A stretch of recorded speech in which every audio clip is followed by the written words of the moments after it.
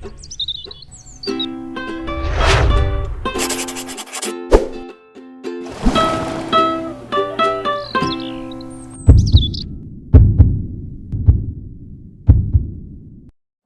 noite a todos. Boa noite. Hoje, exatamente 26 de julho de 2019, nós estamos reunidos para estudarmos o Evangelho segundo o Espiritismo. Nós estamos no capítulo 24, no item 10, na verdade no segundo parágrafo do item 10. Não ponhais a candeia debaixo do alqueire. Mas nós vamos iniciar o nosso estudo do Evangelho pelo livro Caminho, Verdade e Vida, mensagem de número 159, intitulada A Quem Segues.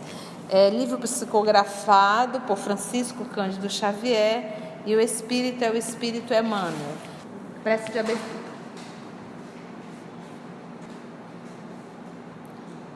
Mestre e amigo Jesus, agradecemos a oportunidade de estar aqui unidos mais uma vez em seu nome.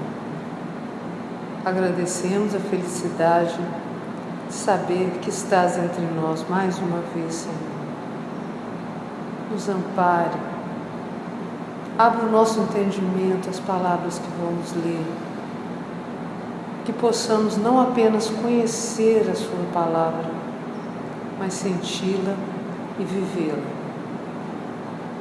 Inspira a Conceição para que continue sempre levando a sua luz ao caminho de todos nós. Que assim seja. Muito bem, então vamos lá na mensagem. A quem segues é um versículo da carta de Paulo para Efésios. Capítulo 4 é o versículo 20, e Paulo anotou assim: mas vós não aprendestes assim a Cristo, né? Não foi assim que você aprendeu. Vamos ver o que o Emmanuel comenta. O homem, como é natural, encontrará diversas sugestões no caminho. Não somente do plano material receberá certos convites tendentes a desviá-los das realizações mais nobres. A esfera invisível, imediata ao círculo de suas cogitações, igualmente pode oferecer-lhe determinadas perspectivas que se não coadunam com os deveres elevados que a existência implica em si mesma. Na consideração desse problema, os discípulos sinceros compreendem a necessidade de sua centralização em Jesus Cristo. Os discípulos sinceros, discípulo-alunos. Os alunos sinceros compreendem a necessidade de sua centralização em Jesus Cristo. Então, o centro de tudo é o Cristo e eu em torno dele. Mas isso é para o aluno sincero. Quando esse imperativo é esquecido, esse centralizar é esquecido, as maiores perturbações podem ocorrer. Quando eu tiro Jesus do centro, as maiores perturbações podem ocorrer. O aprendiz menos centralizado nos ensinos do mestre acredita que pode servir a dois senhores e, por vezes, chega a admitir que é possível atender a todos os desvairamentos dos sentidos. Isso é muito comum, né? O aprendiz menos centralizado. Então, para ser centralizado, é necessário que eu seja um discípulo sincero. Aí ele diz: o aprendiz menos centralizado nos ensinos do mestre acredita que pode servir a dois senhores. Então, são os discípulos que estão no espiritismo, estão no cristianismo, mas têm atitudes totalmente contrárias de um cristão.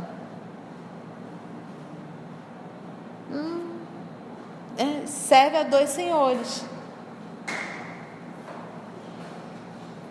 E por vezes chega a admitir esse tipo de discípulo, que é o menos centralizado, é possível atender a todos os desvairamentos dos sentidos.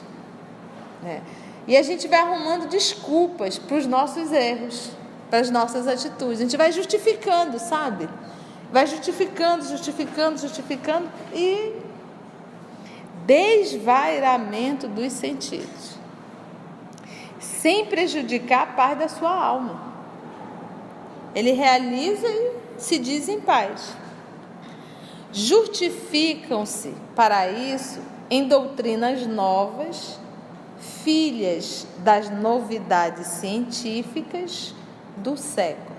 Não, a ciência, ela me diz, a psicologia hoje me fala que eu tenho que colocar tudo para fora. Eu tenho que dar vazão às minhas emoções. Eu tenho que realizar os meus desejos. Só dando um mero exemplo do século, novas, para isso em doutrinas novas, filhas das novidades científicas do século. Valem-se de certos filósofos improvisados que conferem demasiado valor aos instintos. Valem-se de certos filósofos, mas filósofos o quê? Improvisados, que conferem demasiado valor aos instintos, às sensações. Mas chegados a esse ponto, preparam-se para os grandes fracassos, porque a necessidade de edificação espiritual permanece viva e cada vez mais imperiosa. Então, a pessoa vai seguir esse pseudo-filósofo, vai fazer o que ele orienta, mas ainda assim a pessoa permanece no vazio existencial. Por quê? Porque ele diz isso aqui, porque a necessidade de edificação espiritual permanece viva e cada vez mais imperiosa. Porque cada vez esse vazio existencial, essa crise que a humanidade terrena está sentindo, nada mais é do que essa necessidade de edificação espiritual que permanece viva e cada vez mais imperiosa, mais firme ainda. Não foi para isso que tu nasceu. Não foi para isso que tu nasceu. Poderão recorrer aos conceitos dos pretensos sábios do mundo. Entretanto, Jesus não nos ensinou assim. Então, não foi assim que Jesus nos ensinou. Essa história de não pode, isso não é evangelização. Isso é autoflagelação. O que a gente aprende no Espiritismo? À medida que a gente vai estudando, nós vamos adquirindo consciência de determinadas atitudes e a nossa consciência não nos permite mais, a gente não se sente bem mais fazendo. É um processo de autoevangelização. Então, é aquilo que eu costumo dizer. Se nós estamos estudando seriamente,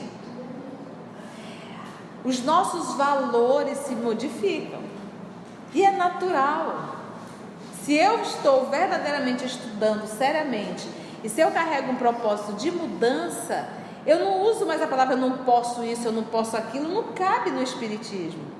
O Espiritismo não nos proíbe de nada, só que vai havendo uma mudança interna tão natural que a gente já não, aquilo já não nos compraz. É aquela questão do posso, mas não devo. Não é nem aquilo.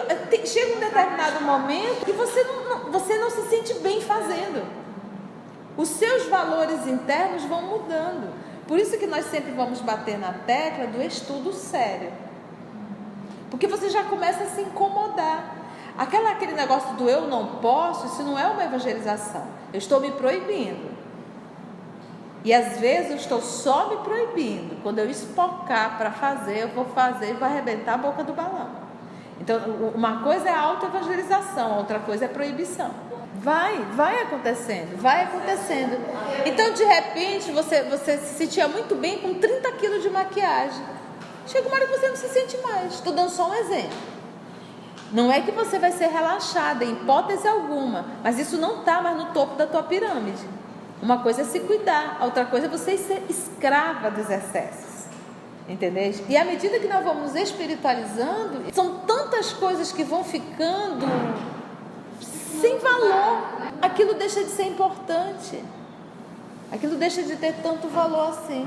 À medida que nós vamos nos espiritualizando. Então não é eu não posso, é eu não quero mais. A questão do esforço, né? A gente conhece o espírito pelo esforço. Aí nesse processo do esforço é assim, eu estou estudando, obviamente, é como diz Emmanuel, Deus trabalha em silêncio em nós, e obviamente aquilo que começa a me incomodar, porque lembra que nós carregamos vícios milenares, vícios de atitude, de comportamento, de desejos. A gente olha assim os nossos equívocos e a gente só está imaginando uma encarnação, mas nós já temos muitas encarnações. O que nós aprendemos essa semana? Que o período de razão é de 40 mil anos para o homem da Terra, 40 mil anos já de razão. Então nesse processo, e aí se tem razão, tem livre-arbítrio e tem consequência. Então nós estamos viciados há muitos séculos. Então se eu faço uma atitude, aí já é outro movimento, e essa atitude já me incomoda, porque quando a gente começa o nosso processo de autoevangelização, nós entramos em conflito. O conflito, ele é um excelente sinal. Quando não há conflito, quer dizer que está todo mundo caminhando para o mesmo caminho. Espero que seja bom, e normalmente não é. Então quando começa o conflito, quer dizer o quê? A minha atitude viciada com uma atitude nova, com uma informação nova que começa a me incomodar. Então eu vou ter atitude equivocada algumas vezes? Vou, mas o meu incômodo é muito maior. E esse incômodo vai aumentar tanto ao ponto de eu dizer assim, olha, é melhor não fazer do que eu sentir esse incômodo. Aí entra o quê? O esforço. Olha, me dá um mal-estar tão grande fazer que eu não vou mais. Aí eu vou me esforçar para não mais fazer. Por quê? Porque quando eu faço, por mais que eu saiba que isso vai me trazer um processo assim de não crescer espiritualmente, mas ainda eu faço é porque isso me compraz. Eu sinto prazer nisso, por mais que eu saiba que é errado. Isso me dá prazer. Aí vai chegar um momento, à medida que a gente vai crescendo, olha, isso me dá prazer, mas me dá culpa, me dá mal-estar, me dá uma dor na consciência muito grande. Opa, começou o conflito, porque antes era só o prazer, já é um excelente sinal. Você está entendendo? Aí quando começa o conflito, aí entra o esforço. Lembra que nós já estamos fazendo o movimento de nadar contra a correnteza. Nós escolhemos o caminho mais complexo, que foi o da desobediência. Porque aquilo eu não posso sentir falta daquilo que eu não conheço. Entendeu? E nós fomos aqueles que conhecemos, nos viciamos e sentimos falta. Então, as nossas escolhas são realmente mais complexas, esse retorno à casa. O que a doutrina, o que eu tenho aprendido nesses 26 anos? Já 27. O que nós temos aprendido? Eu aprendo tudo, só mudo se eu quiser. Se eu quiser aprender tudo e continuar no erro, posso continuar. Não vai vir ninguém dizer que bonito, não vai. Mas aí entra aquela frase de Jesus: era preferível que tu não soubesse. Porque aí o processo de cobrança, muito será cobrado. Muito maior. E para o espírita, quando a gente... E olha, os espíritos dizem assim para a gente: se uma pessoa assistiu uma palestra espírita, ela já tem responsabilidade diferente. Uma palestra, a responsabilidade dela já é diferente. Mesmo se ela não tiver consciência, tipo, assistiu como se fosse uma palestra qualquer, então ajuda, motivacionais. Em uma palestra, pode prestar atenção. Às vezes tu não entende 90%, mas 5% tu gravou. É exatamente aquele ponto que dá aquela... Por mais desagradável que seja o palestrante, mas ele diz uma coisa que aquilo fica martelando em você. Por isso que por espírito é mais difícil. é mais complexo. Por quê? Porque a gente vai lidar com a realidade daquilo que estudamos e não vivemos.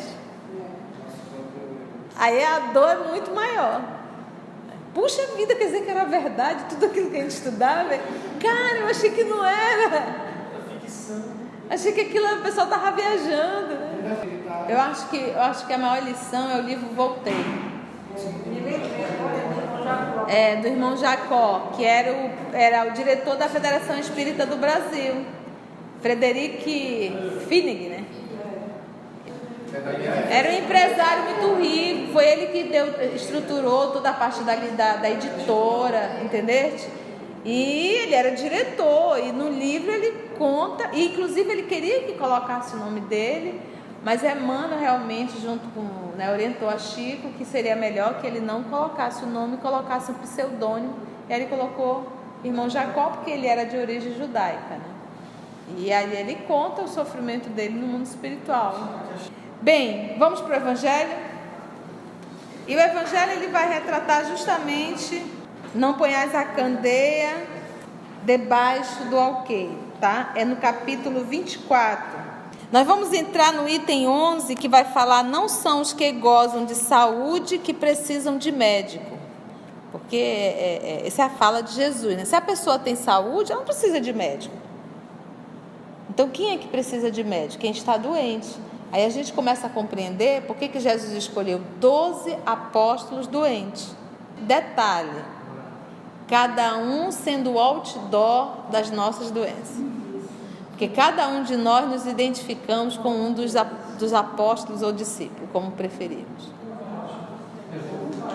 E olha, gente, nós temos aprendido o seguinte: nós não somos espírito superior, não sei se vocês já perceberam. Então, desculpa eu dar essa notícia, mas nós não somos espíritos superiores, somos espíritos da terceira ordem, logo espíritos inferior.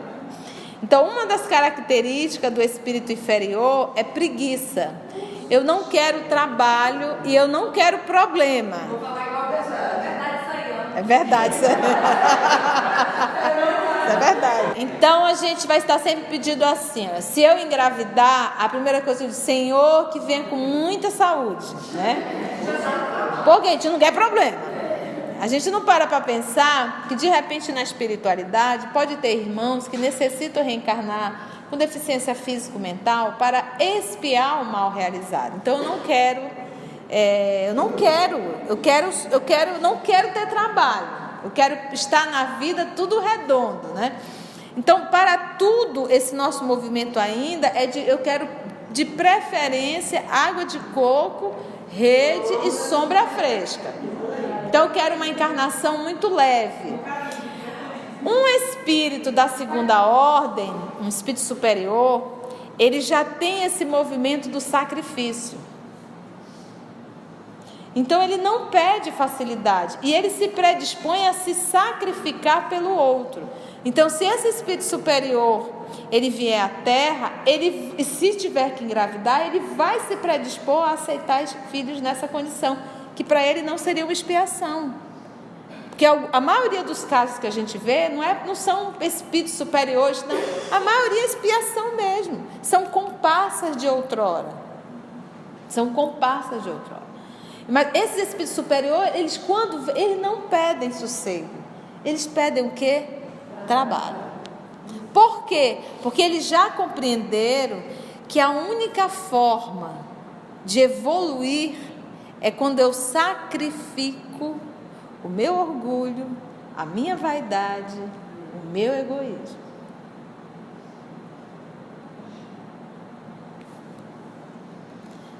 Entendeu? Então, aí a gente entende por que Jesus chamou 12 doentes, porque ele é o médico. Você imagina você pegar 12 pessoas e colocarem 12 pessoas no eixo? Olha que bênção. Se ele chamasse só os superiores, ele não teria trazido nenhuma ovelha de volta para o rebanho, porque esses já estão no rebanho. Por isso é que ele diz: se uma sair, eu deixo as 99 e vou atrás da uma, porque as 99 já estão dentro do rebanho, não tem o que fazer. Agora é com eles. Então nós temos essa tendência, nós não queremos trabalho. Nós fugimos de trabalho. Entendeu? Agora eu tenho que fazer um outro movimento. Às vezes eu me obrigo a ficar com pessoas adoecidas, mas eu tenho que perguntar de mim: existe algum interesse por detrás? Porque isso não é sacrifício. Está entendendo? Nós temos que ser muito honestas conosco. Às vezes a pessoa é difícil, é complicada, é uma pessoa doente, e você se sente o próprio médico da pessoa, mas você tem que avaliar se realmente é um desejo de, não é auxiliar o outro, é de se auxiliar utilizando o outro como instrumento.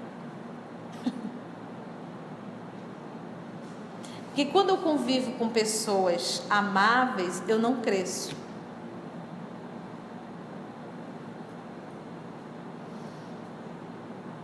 Quando eu convivo com pessoas difíceis, eu cresço. Porque o outro é meu instrumento, é o meu buril. Entendeu?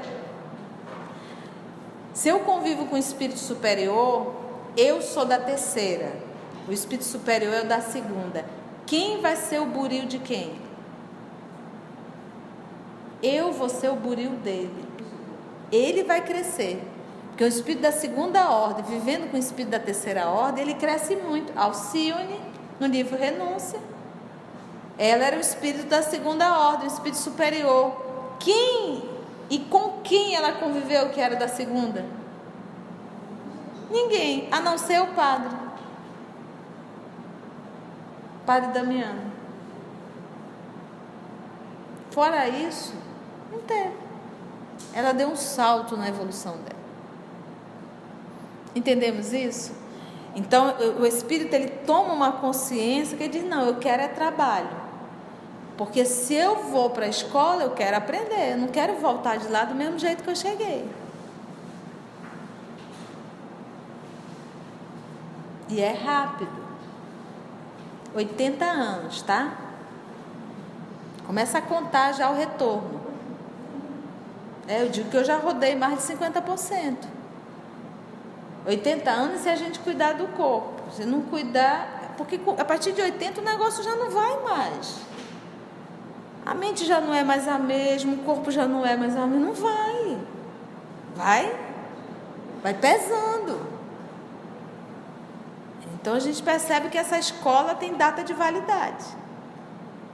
Entendeu? E nós nascemos para isso. Nós nascemos para... Não foi só para ter uma personalidade. Nós nascemos para nos tornarmos seres divinos.